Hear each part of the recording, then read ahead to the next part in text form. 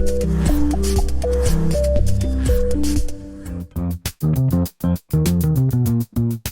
it's me again, Steve Walker, Promise Money. I had a client asking me today, why is there a difference between interest rates on commercial bridging finance and on residential bridging finance? So, and what is the difference? So, this is a very quick video just to talk to you about that.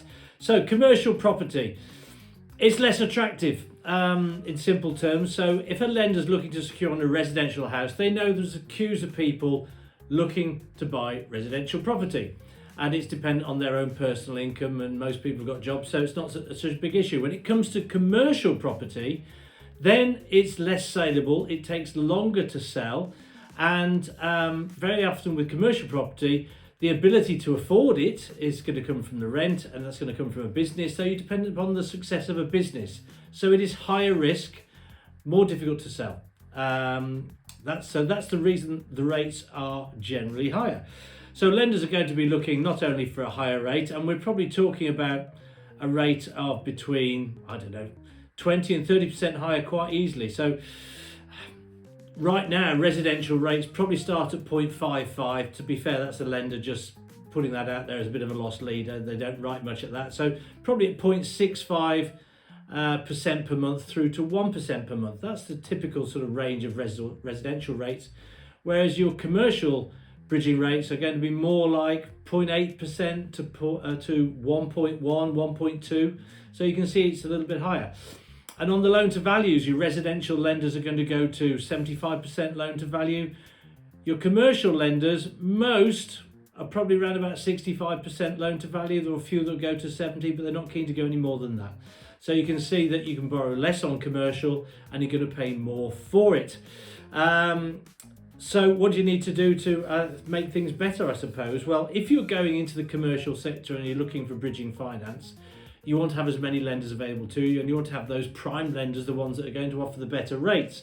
And they're going to be looking at, well, what is the property, what is the asset, how commercial is it, and how saleable is it? So if it's something really nichey, they're going to bring that down a little bit, I would say. If it's something which is easier to sell, even though it's commercial, they might take a slightly different view. That means location as well in some cases.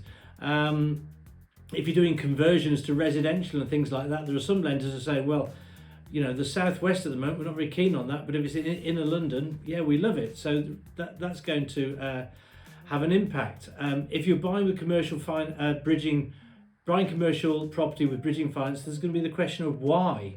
Because in most cases, you'd be buying a commercial finance with a standard commercial mortgage, and you'd either be using it as an investment property, or you'd be using it for your business.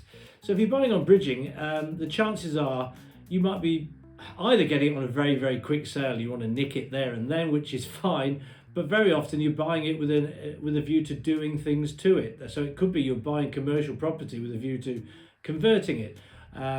The key point here is the lender's going to want to know what you are doing, and if it's simple stuff, that's fine. But if it affects the exit, that's going to be a challenge for them as well. So if you're going to buy a property, get planning and do a load of work, they'll say, well, have you got planning?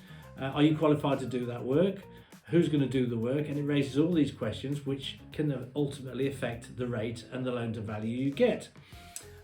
Your experience in doing things of this nature, if it's something you're doing over and over again, will affect their confidence in you and your project, and therefore the rate and the loan to value. And every bridging lender is always going to look at the exit. That's what it's all going to come down to. So if you're buying commercial property or refinancing commercial property using bridging finance, always look to the end, what's the exit, and make that as clean and easy for the lender to see and get to as possible. So coming back to my original example, if your exit is sale of a residential property and you're going to do a little bit of work on it, they can see that, yeah, do that, fine, get to the end, that's fine.